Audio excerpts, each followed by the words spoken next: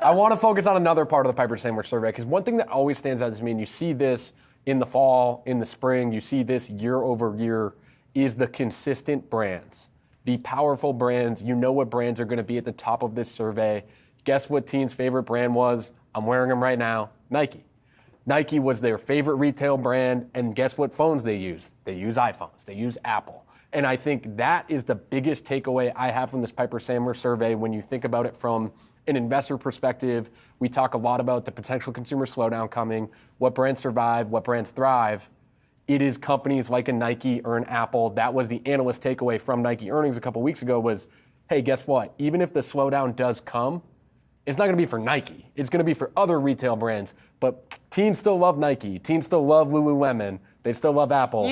I'm using all three brands right now in full Gen Z in full Gen Z form. I have an Apple iPhone. I'm wearing Lululemon pants and a shirt. And we're streaming. And I'm wearing Nike on YouTube. Yes. By the way.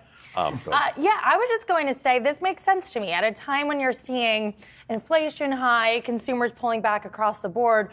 What are you going to spend money on? The brands that people know and care about. You don't want to be a teenager texting your crush and you have a green bubble and not a blue bubble. You want to can't have a green. green. Can't have a green. That's a major no-no. So you want to be in on what is in, essentially, and you're going to pay up for those types of products. Got to say, New Balance is rising up there, being Vans in the teen survey. Also, I want to talk about Apple real quick. You mentioned Apple.